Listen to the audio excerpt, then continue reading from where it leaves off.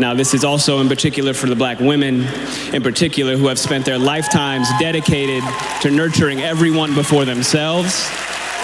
We can and will do better for you. Black kings, I pray you love your black queens.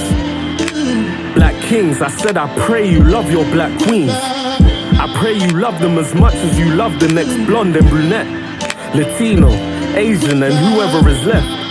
I pray your preferences are only due to taste rather than hate, and your disregard for the sweetest juices because you don't have the sweetest tooth. But don't you dare put these black queens down when you were raised up by one. These queens mirror your mothers, aunties, grandmas, sisters, cousins, and nieces. So how is it your love all of a sudden ceases for a black girl when they need more compassion and love than ever? Because the world portrays every other type of woman as above and better, and you add fuel to the fire with your ignorance attire, mocking their skin tone, casting more shade on them and putting them in a darker place. Ironic, the pot calling the kettle black when the pot should have the kettle's back. You make them feel like so they find comfort in bleaching, and rather than shedding light and love, you'd rather beg for a lighty's love. You mock their hair, giving them mixed signals in the process. You say no to their natural hair and then yes to weave, and then call them fake because it deceives from their true selves. But you don't realize how much you've lowered their self-esteem, because ideally they'd like to have their natural hair out, but they're still scarred from the first time a black boy laughed at them because they could barely get their hair in a bun. But believe me, they could have hair in abundance as long as they were given enough confidence and used the right substance. I'm not implying that self-hate and wearing weave work in tandem. I'm simply speaking up for those whose confidence have been hurt by mandem. You tell these black queens that they have too much attitude, that they're too mouthy and ratchet, when most of the time they're just being strong and outspoken, and you're just a little boy with masculinity issues that can't hack it. Failing to realize they're a victim of the same demonization you face, where you're just seen as black and aggressive, and you add to this oppressive stereotype. And if they don't have the biggest of bums, doesn't make them less worthy of your attention.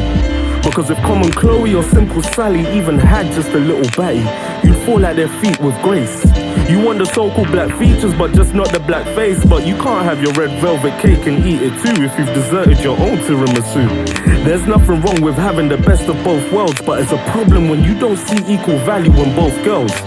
My black kings, just remember that black don't crack. Just think how long Nia's been fine for and how juicy the berry still is for Hallie. You can't say the same as guarantee for your Common Chloe or Simple Sally, because in some cases she's less fascinated by you and more fascinated with these black myths. So understand, she's not into black guys, she's just into black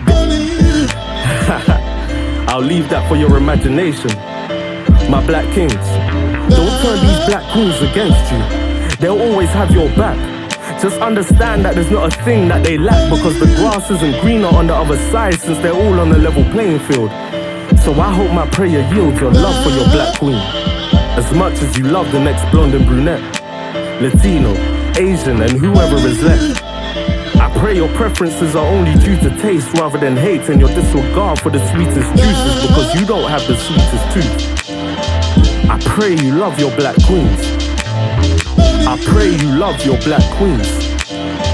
I pray you love your black queens.